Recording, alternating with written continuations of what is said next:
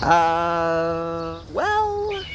Hi, I'm moving. No problem. The Xfinity Movers Edge program makes it easy to stay connected to your TV, internet, and home phone when you move. Thank you. Finally get some help moving. Get your Xfinity services professionally installed on the date you choose. Or ask how you can take your equipment with you. Call 1-855-MOVE-EDGE or go online today. Saying thank you. Wild tiger numbers are at an all-time low. Please help save them now. Every Sunday, the Titans of weather bring the rain. Geek Out, Sundays at noon on the Weather Channel. It's time now for your winter weather update, and we're going to focus, of course, on our winter storm Frona. This is a big storm that's going to impact people in so many different ways because we're not only talking about snow with this system, but believe it or not, it will impact California with rain coming in too. So a lot to talk about. Let's get right to it. Now, the setup, of course, shows that we have the jet stream dipping further to the south. That's allowing some of the cold air we've been talking about to really plunge southward as well. And the cold air is just the beginning of this storm because there's other factors coming into play. We have low pressure developing, the system that Carl Parker was talking about at British Columbia, and that's one of the systems that'll help to trigger all the snow we're expecting from Boise to Great Falls, Rapid City, and Denver. So these are areas, yes, that typically see snow, but it will be a lot of it. And since it's a busy week for travel, many people will be impacted. You can see how far and wide this storm stretches, and this is really just one facet of the storm. So we're looking at snowfall through Tuesday, possibly a foot, maybe even more in the higher elevations, a little bit less in other places, but you will be seeing not just the snow, but the really cold temperatures. And this is also going to be quite a windy system as well. Looking at the computer models, you can see going through Monday, we have intermittent snow through Salt Lake City, and that's one of the reasons that we have advisories posted for that area. 8 to 12 inches, that's a lot of snow. We'll also look to 1 to 3 on the outskirts, and in the mountains, we could see up to 18 inches. So a substantial snow event with windy conditions tonight. Look at the low temperature into Salt Lake, 14 degrees, and then by the time we get to tomorrow, the snow will be falling, snow showers, and we'll be looking for a high of 29. That's the high. So it's going to be a cold one as well. And we're also tracking the weather, of course, through Denver, and you can see Frona impacting that city. And we'll be looking for snow in the forecast, not just for Denver, but for if you're driving along this region, very strong winds as well. Be careful for any snow that's falling and the winds pick up because that could definitely limit visibility. So in terms of your snowfall through Tuesday, we're looking at 3 to 5 inches versus 5 to 8 further to the west in the higher elevations in the mountains. Breaking it down for Denver, for today, sunshine, you're above freezing at 35, but everything will change. That cold air comes in, and look at that. You're one mere degree tonight, and then tomorrow up to 15, that's it, and the snow will be falling. So a lot of people certainly impacted by Winter Storm Frona. And, you know, we're just at the end of the year. Who knows what's ahead for the coming months? I think quite a bit. Mark? Yeah, absolutely. Of course, when weather gets at its worst, situations can get very dangerous very quickly. As we look back on 2014, we're counting down the year's best weather rescues that were caught on camera. Our Dave Malkoff has the top 5. Presenting the top 5 weather rescues of 2014, starting off with number 5, Oso, Washington. 43 people died when mud and debris covered a rural neighborhood. Along with the human survivors, several dogs were trapped in the wreckage. Who could forget this pup in desperate need of a bath? Number 4, August 14th in Phoenix, right outside fire station number 57. You can see a man standing on his silver car here and jumping to the nearby engine. The man was saved, but the car was swept away in the floodwaters just seconds after his leap of faith. Number 3, a California couple on a cross-country trip got only as far as Nevada when a September flash flood swept their van away. I said, you can do this. And she said, I can't, hold on. And then she was gone. Margie Miller actually floated away from her husband only to be rescued downstream. In this number 2 clip, it's the Hawaii Coast Guard to the rescue for 67-year-old Ron Ingram. After floating for 12 days, lost at sea on a 25-foot sailboat, he was found weak, hungry, and dehydrated, but alive. And the number 1 rescue of the year's got to be the one that took place on the highest mountain on the planet. This avalanche killed 16 Sherpa guides on Mount Everest. Dozens of climbers ventured up to the disaster zone at 19,000 feet to search for victims. Helicopters landed on ledges of ice. Others hovered above, sending long lines below to attach to stretchers that would swing and twist in the wind, carrying out the injured and dead. April 18th, the deadliest day on Mount Everest, but for the survivors, the most daring rescue of the year. Dave Malkoff, The Weather Channel. Well, thanks so much for joining us on Weather Center Live. Yeah, Weather Geeks coming up next. Hopefully no one needs to be rescued after watching that, although it will be another great episode, so definitely stay tuned for that. And we'll be back at 48 minutes past the hour with an update on today's major weather stories.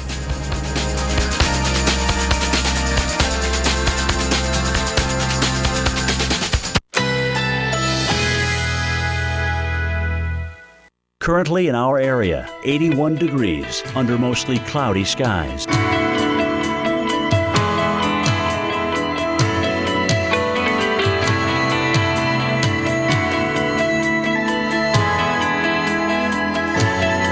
Today, partly cloudy, high 81. Winds southeast at 5 to 10 miles per hour. Tonight, clear to partly cloudy, low 69. Winds south-southeast at 5 to 10 miles per hour. Monday, intervals of clouds and sunshine, high 80. Winds south at 10 to 15 miles per hour. Here's our 7-day outlook.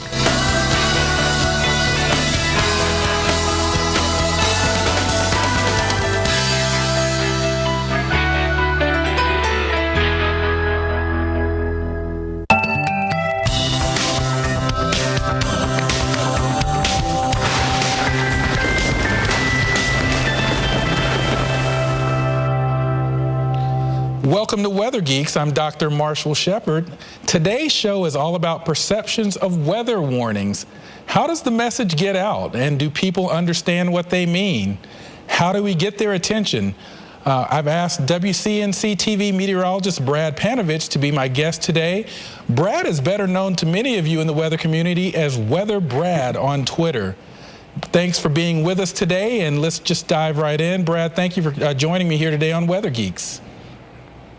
Thanks for having me, Marshall. Love to be here. Yeah. You know, as a TV meteorologist in a local market, I know you have challenges in getting the message out. What are some of the obstacles that can get in the way in terms of getting messages out, particularly when we have severe weather or you have weather bearing down that you're trying to get a message out to the public?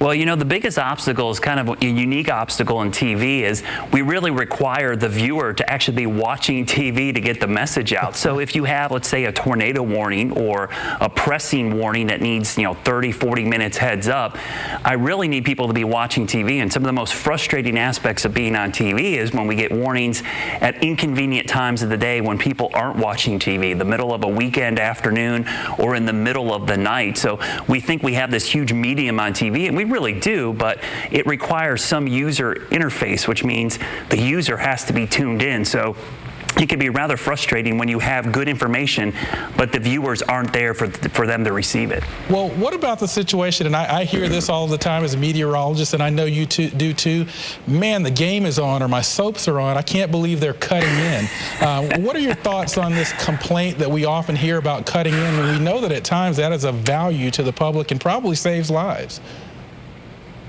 Yeah, it's becoming more difficult to make that decision because more and more the public understands that there's multiple ways to get the information out. So they see you cutting into their entertainment program for a warning in a county that may not impact 90% of your audience as kind of an intrusion. And the thing we always remember as at least over-the-air broadcasters is that we kind of have a duty to the public. We have that FCC license to kind of do the public good. And so we oftentimes have to weigh, is this a threat to life, limb, or property? And anytime it is, we will cut in and we will stay on the air until, as a meteorologist, I think that threat has passed. But I'll be honest with you, it has become harder in the last couple of years because people feel like if you have that information, I can go to the internet, I can go to your app. So we've made some judgment calls in the last couple of years we probably wouldn't have done maybe 5 or 6 years ago because we feel like we can cut in short amount of time and tell people, hey, we're going to push this full stream on our app or on our website. website so that we can hit the core audience, because as a broadcast meteorologist, we have a huge viewing area. I cover 22 counties in North and South Carolina, and sometimes these tornado warning polygons may only impact part of one of those counties. Yeah, it really is a tough call out there, but I think as meteorologists, we feel that it's best to err on the side of safety if we're saving lives, and if we're inconveniencing some. You know, I know that they're DVR and many of these shows are on the web now, but you know, some people still aren't trying to hear that, and I certainly understand that. Have there been cases in your experience where the weather event was such that you just couldn't get people to respond the way you thought? Was there a particular weather event that came to mind that you just particularly comes to mind that was a problem for you in getting the message out? Well, I happened to work Hurricane Katrina, and this is a long time ago, but that was one of the first events where we could see it as a meteorologist and within the weather community, the coming danger to the city of New Orleans, and you couldn't get that information out. And most recently in my market, I had an opportunity to do a tornado warning in Rock Hill, South Carolina back in 2011, and that was one of the moments which really stuck with me, because I remember on the air doing live tornado coverage, calling out the exact street, and then come to find out 2 hours later there's 3 fatalities on that street.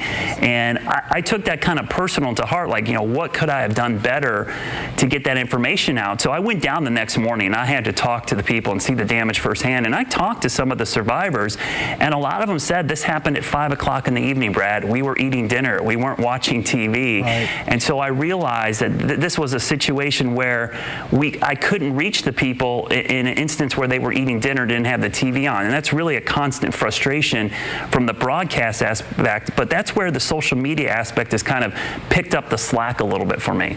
Yeah, no, social media is great and can be a useful tool, but as we also know, the threat of social meteorologists, as we like to say out there, media with an MEDIA, is conveying some information that's questionable. But I want to get to the National Weather Service. Are there things that the National Weather Service can be doing better to help you guys convey the message better to the public? I think there is, but I think when it comes to the communication part of weather information, we actually should be leading more. And I actually think in some ways the Weather Service has taken huge steps in the social science aspect of this. I mean, I've said this for the last couple of years. We have come such a long way in forecasting severe weather that our ability to warn and forecast warnings far exceeds our ability to communicate those warnings. And I think as a broadcaster, our primary goal has got to be to communicate this information better. And I see the Weather Service doing post-assessments of all of these tornado outbreaks and hurricane landfalls, and they're doing the social science and learning what kind of verbiage, what kind of communication works best with the public.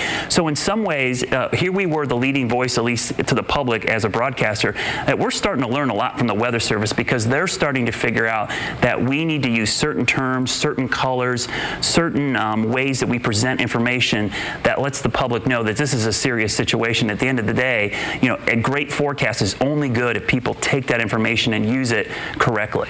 Yeah, we've got about 30 seconds, Brad, but I want to commend you on the nice blog that you wrote. There's not a meteorologist on the planet that hasn't heard this statement. Must be nice to be in a field where you can be wrong half the time and still get paid. What motivated that blog? Real quickly, we don't have a lot of time, but I'm just curious about what motivated that. Well, I mean, I take accuracy very seriously. I mean, when I blow a forecast by 2 degrees, nobody may notice, but I notice it. And I just feel like as meteorologists, we get it right more often than not. Yeah. And I think we need the same kind of scrutiny applied to all fields. So I just wrote that based on some frustrations, but also on the fact that we understand we don't get it right all the time, but we try to improve. And when we do get it right, sometimes it's nice to get a little credit. Yeah, absolutely. So, I think that's a key thing that we battle with here as meteorologists. But I want to thank you for that lead-in, because as we come back from the break, we actually do have Dr. Laura Myers in the studio, and she's really been leading some of the efforts at thinking about some of the issues that you brought up as a broadcaster, as a TV meteorologist, in terms of thinking about social sciences, perceptions, and communication. So looking forward to talking more about that with Dr. Myers going forward, and we'll have you back later on in the show as well. Thanks for joining us.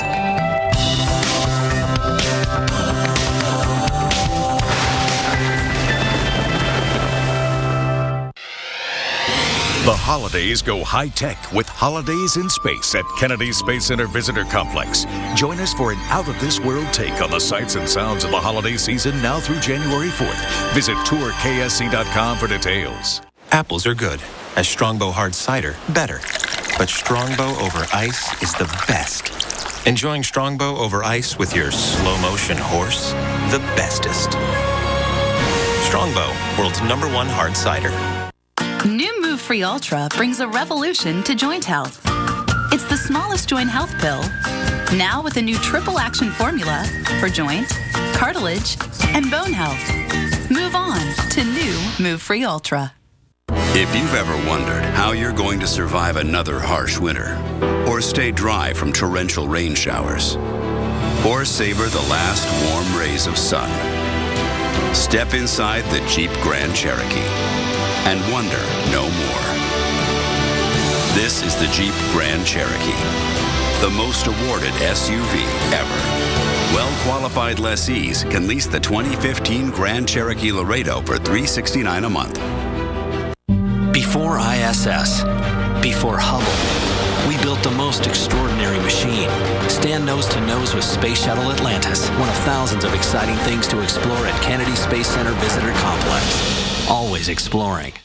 This winter, you've got to watch the Weather Channel mornings. It's going to have wide-ranging impacts. Winter storms are too important to cover in just a few minutes. It's going to be brutal for a lot of people. Because it's not just about your forecast. That's why those temperatures stay cold. Look at this! Listen to that! See this winter like never before.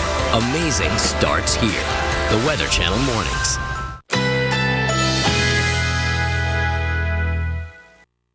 Currently in our area, 81 degrees under mostly cloudy skies.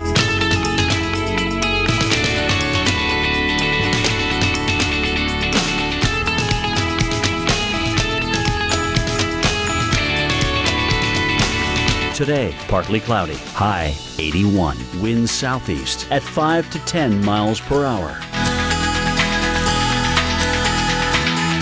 Tonight, clear to partly cloudy, low 69. Winds south-southeast at 5 to 10 miles per hour. Monday, intervals of clouds and sunshine, high 80. Winds south at 10 to 15 miles per hour. Here's our 7-day outlook.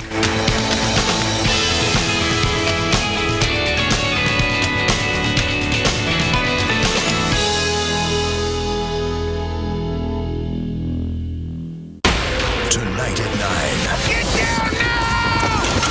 Prospectors, the $1 Million Mountain. Tonight at 9 on the Weather Channel. At Intel, they have technology you can control with gestures. Like now, she's flying a spaceship to Mars. We're flying a plane to Detroit. Intel, this is where it all changes.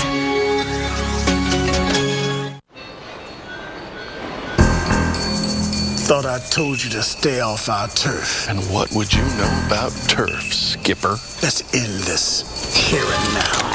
Let's dance. Hello there. Progressive covers boats and RVs, okay? Plenty of policies to go around. Oh, I'm the bad guy. You threw a fish at us, so... Yeah. Coverage for land and sea. Now that's Progressive.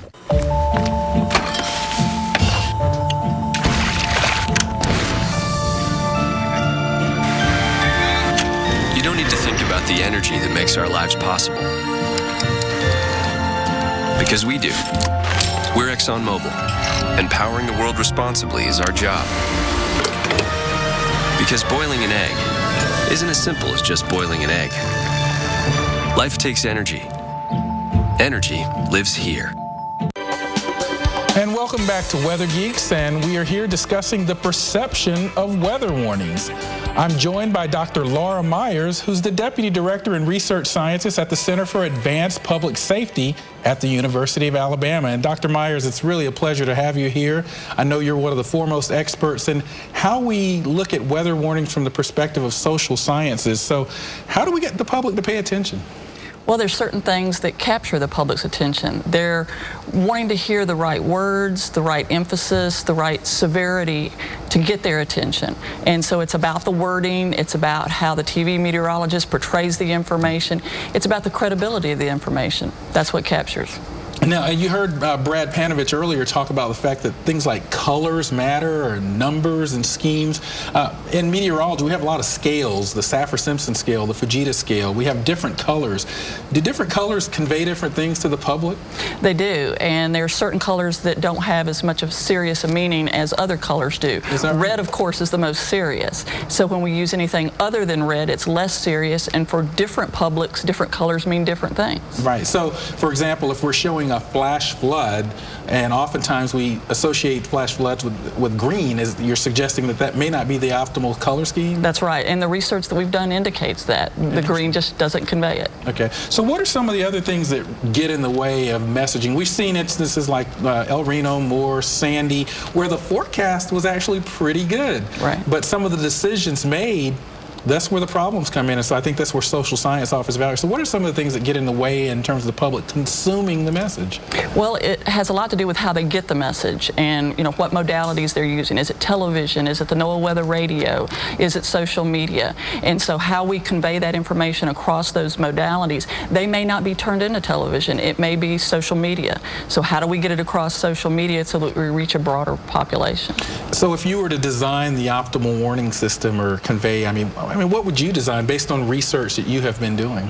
Well, I'd want to make sure that we were going through every modality that we could, because different publics get it in different ways. And then I'd want to make sure that we're conveying the seriousness in terms of the terminology that we use. Right. So I know you've been doing work with various meteorologists, the National Weather Service, colleagues like James Spann over in Birmingham, and with the Weather Brings guys.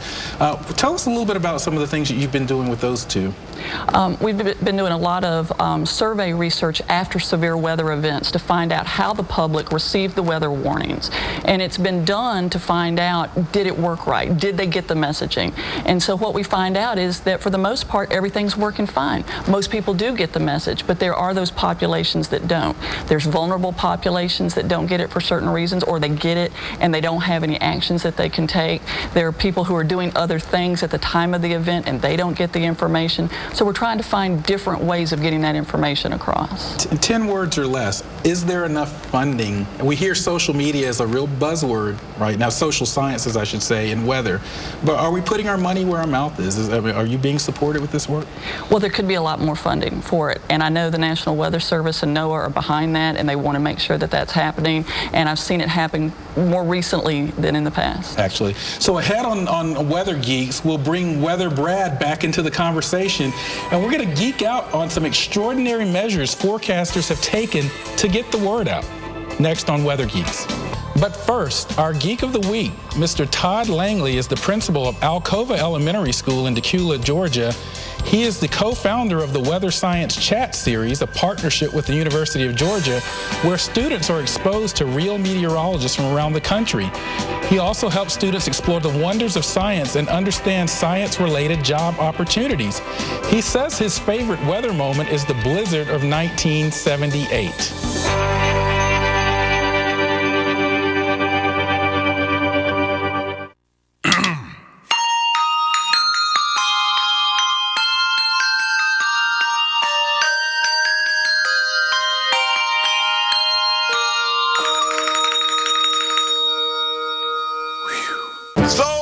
Gifts to buy at so many stores. Too bad some cashback cards only let you earn bonus cashback at a few places. Then those categories change every few months. Sometimes it's drugstores, then it's hardware stores. Nothing says happy holidays like a shovel. Fortunately, there's the Quicksilver card from Capital One. With Quicksilver, you earn unlimited 1.5% cash back on every purchase every day. 'Tis the season to ask, what's in your wallet? At the end of the day, my hands are beat up. Especially during the winter times, hands are splitting, cracking, making it very difficult to do my job. O'Keefe's Working Hands. Guaranteed relief for dry hands that crack and split. Best stuff we've ever used. It just works. Learn more at workinghands.com. All right, listen up. Out on that field today, you will be ready for anything. And I want you to always remember, This is the greatest team you will ever be part of.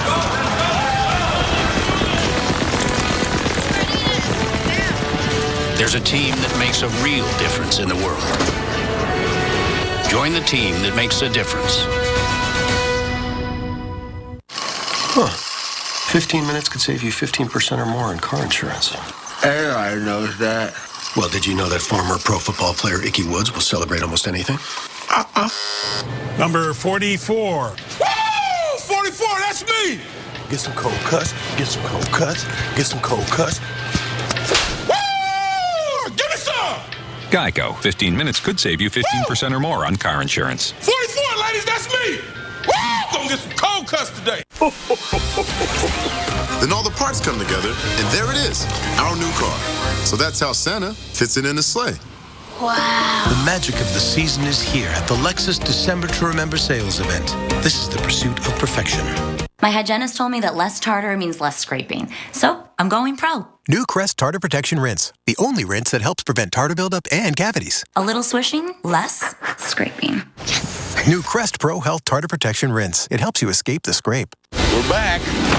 Tonight, old habits die hard. I thought Grandma said she don't want you licking any more rocks. What happens on the mountain stays on the mountain. And danger lurks. Did you hear something? On the Cardwell Play. When everything's included, the kids get a vacation of their own. And so do we. But when we get together, it's the best time of all. I can feel it again. Yeah.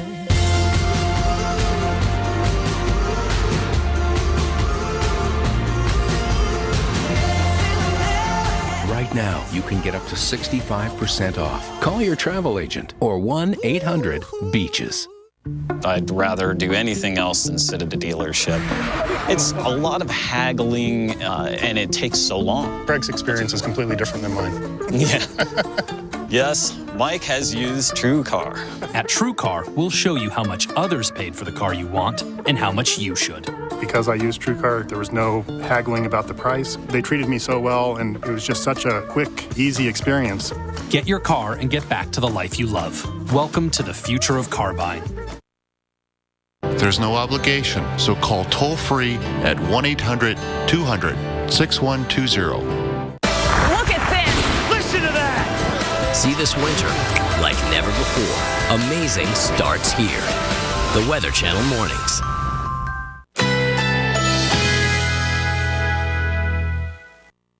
Currently in our area, 81 degrees under partly cloudy skies.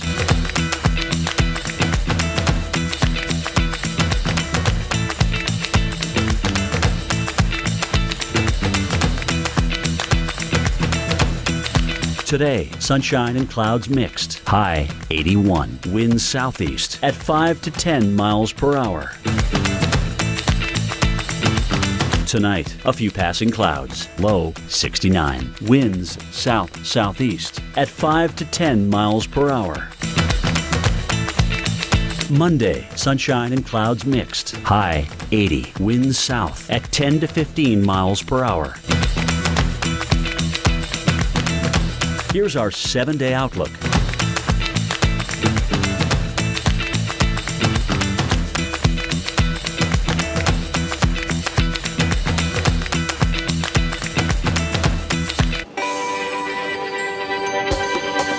Welcome back to Weather Geeks. It's time to geek out on some extraordinary measures that a few forecasters have taken to get the word out. I'm joined again by Dr. Laura Myers and meteorologist Brad Panovich. And one of the examples that really comes to mind here, Dr. Myers and Brad, is what the meteorologist in charge in Mount Holly, New Jersey did during Superstorm Sandy. It was really amazing, and you can see this on the screen. He issued a personal plea that probably saved lives. What are some of your thoughts on that? This is kind of a free-for-all. Brad, what are you thinking about? Was this necessary?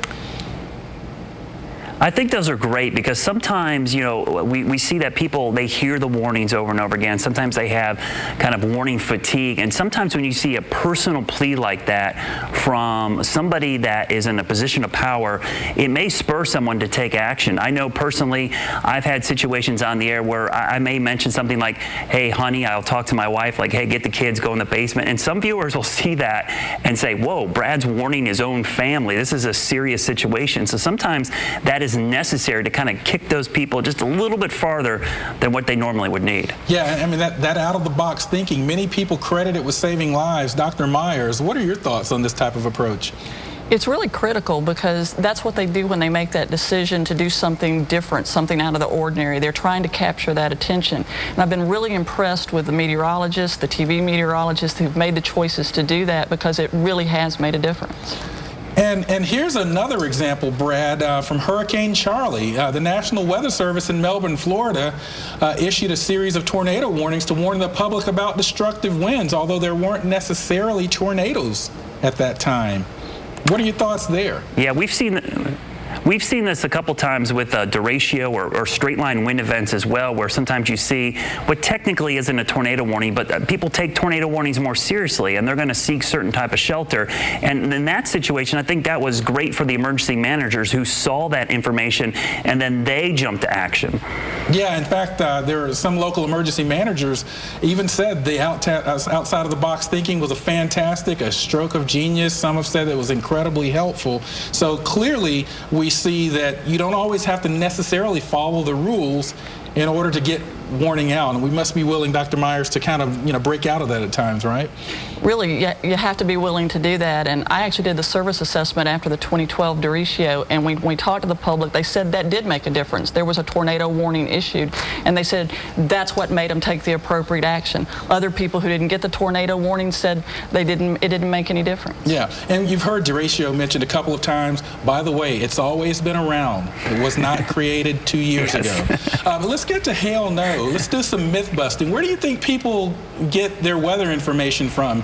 You might think it's the internet or via social media, but recent studies have suggested that in Superstorm Sandy, most of the people were still getting their information from television. I'm sure people like Brad Panovich and the Weather Channel are happy to hear that. Superstorm Sandy, they were going to TV, folks. Here you see some of the data there. But what do you think's happening? You know, we've had severe weather just this week here in the United States. Is that where people are getting their data from in ordinary cases or in severe weather cases? What are some of your thoughts? Brad, I'll go to you on this one. I think they are. I think social media, internet apps, they all end up pushing people back to TV. It's comfortable. It's something people know well, and it's the visual aspect. You may get a text message or a tweet that says tornado warning. A lot of people want to see it. They want to see with their own eyes, and the only way you can really do that, except for maybe going outside and looking at it, is to turn the TV on. And that's why more and more as a TV station, we find it important to have pictures and video because it helps convey that information better than even our radar can. Well, I want to thank Brad for joining us, and also Dr. Laura Myers from the University of Alabama. We'd love to hear your thoughts on the show. You can find us on Twitter at WXGeeks, TWC. We've also got a Facebook page where you'll find clips from today's show and from some of our past shows as well. We will see you right here next week on Weather Geeks. Dad, I know I haven't said this often enough, but thank you. Thank you, Mom, for protecting my future. Thank you for being my hero and my dad. Military families are uniquely thankful for many things. The legacy of USAA Auto Insurance could be one of them. If you're a current or former military member or their family, get an auto insurance quote and see why 92% of our members plan to stay for life. When heartburn comes creeping up on you, fight back with Relief So Smooth. It's fast. Tums Smoothie starts dissolving the instant it touches your tongue and neutralizes stomach acid at the source. Smoothies, only from Tums. Apples are good. As Strongbow Hard Cider, better. But Strongbow Over Ice is the best. Enjoying Strongbow Over Ice with your slow-motion horse? The bestest. Strongbow, world's #1 hard cider. Hot. When it comes to losing weight, everyone has a number. And if you want to get your performance back and feel great, do what I did. One call and I lost it all. 22 pounds gone. Lose weight fast with Nutrisystem's Fast 5 Plus kit. Lose 5 pounds in your first week, plus 1 inch off your waist or your money back guaranteed. Nutrisystem has everything you need to feel better, look better, and perform better at any age, faster than ever before. I haven't felt this good in years. Thank you, Nutrisystem. I lost 8 pounds in the first week. Order your 28-day Nutrisystem plan right now, including Fast 5 Plus. Get 1 week of meals, plus 1 week of energizing shakes and Craving Crusher shakes, free. New food selections, new expert guides. Call now and lock in 2014 prices, and shipping is free. Whether your number's 10 or 50, make the right call. Nutrisystem. Call 877-398-SIZE now and lose your first 5 pounds fast. I'm calling in regards about my mother, and I'm here, and I just want to thank you because it saved my mother's life yesterday. And I'd like to know the names of the people that came in and saved her so I could call and thank them. And she's doing fine. It's a wonderful thing. Thank you. When you fall and cannot get up, an accident can turn into a tragedy. But with Life Alert, one touch of a button can get you help fast. Life Alert saves a person from a catastrophe every 10 minutes. Life Alert is a lifesaver. If it weren't for Life Alert, I wouldn't be sitting here today. For a free Life Alert brochure, call 1-800-491-1389. That's 1-800-491-1389. Call now, 1-800-491-1389. For a free brochure, call 1-800-491-1389. We're back. Tonight, old habits die hard. I thought Grandma said she don't want you licking any more rocks. What happens on the mountain stays on the mountain. And danger lurks. Did you hear something? On the Cardwell Plain. It's spooky up here, dude. Up there. What is that? Prospectors, new episode tonight at 9 on the Weather Channel. Currently in our area, 81 degrees under partly cloudy skies.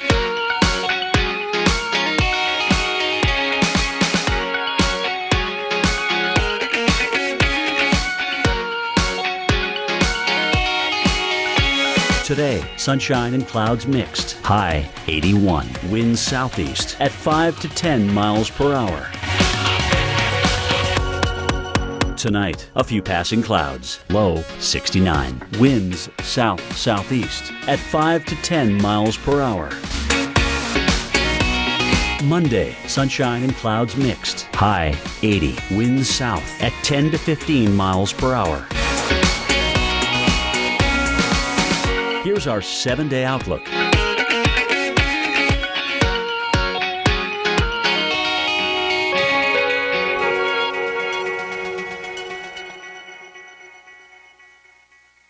This winter, you've got to watch the Weather Channel mornings. It's going to have wide-ranging impacts. Winter storms are too important to cover in just a few minutes. It's going to be brutal for a lot of people. Because it's not just about your forecast. That's why those temperatures stay cold. Look at this!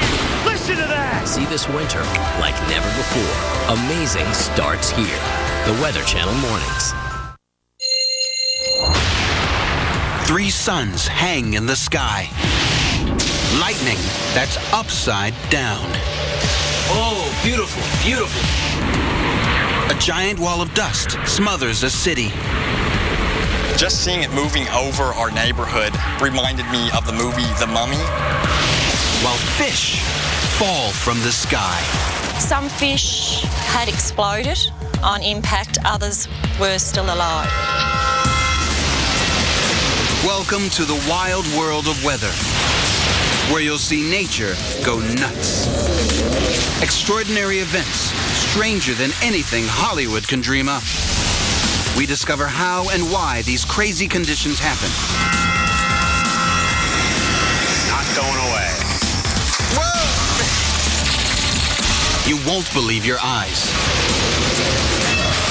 This is the strangest weather on Earth.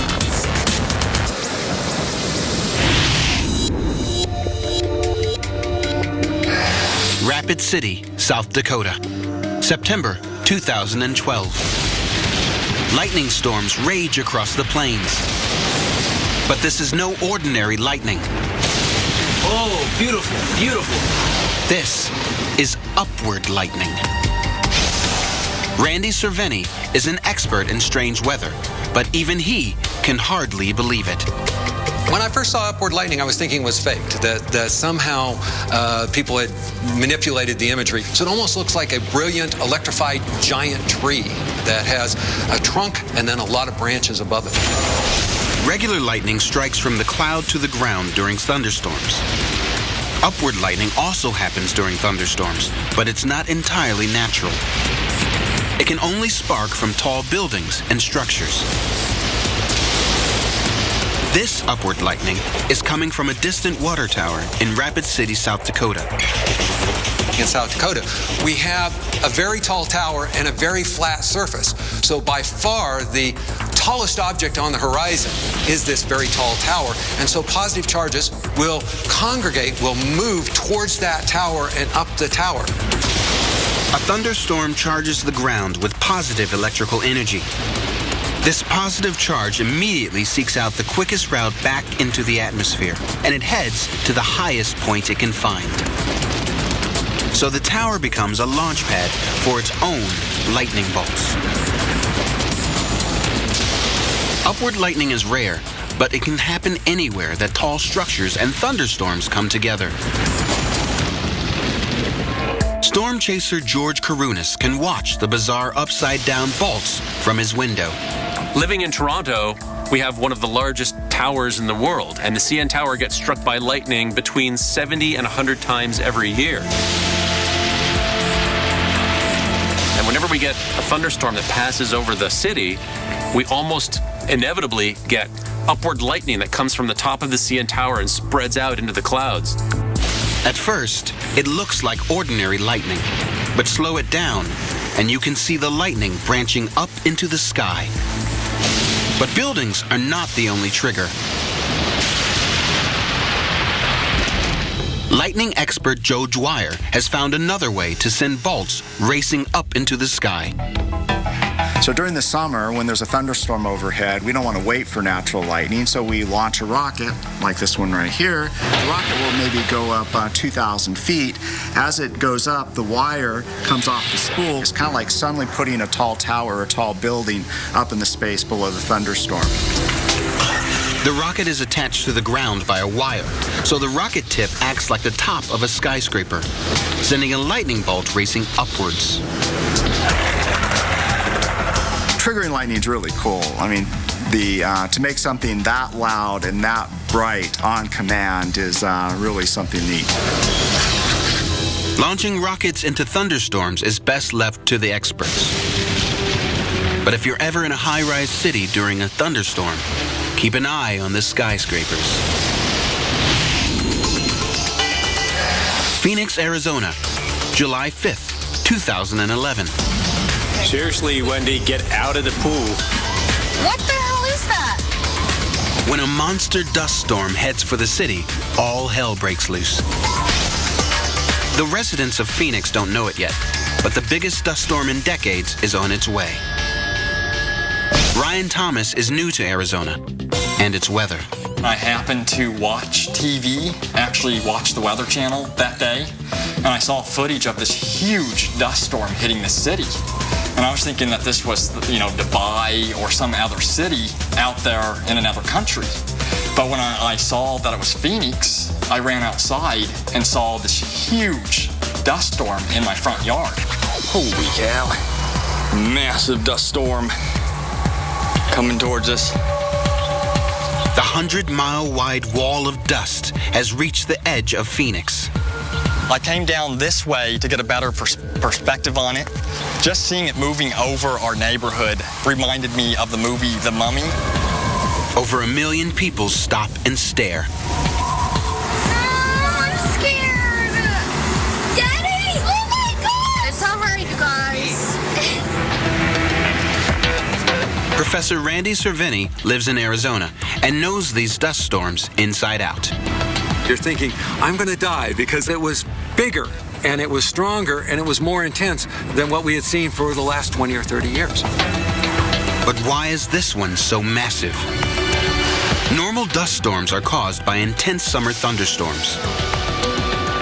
Those thunderstorms, when they die, produce these blasts of air that come down and hit the ground like a bomb blast. But in July 2011, a whole cluster of thunderstorms combined to create a massive storm. When that dies, a supercharged burst of air races downward. The massive air blast hits the ground. A giant cloud of dust lifts into the air, setting off a chain reaction. Severe weather expert Karen Kosiba explains how it works.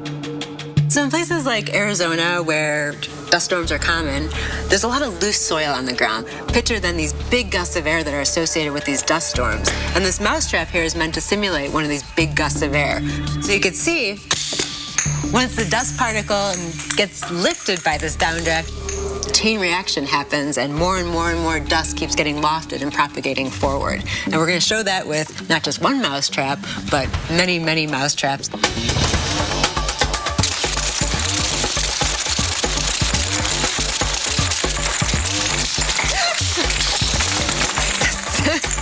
And it worked. And you can imagine how scary and also how exciting that might be to be in a dust storm.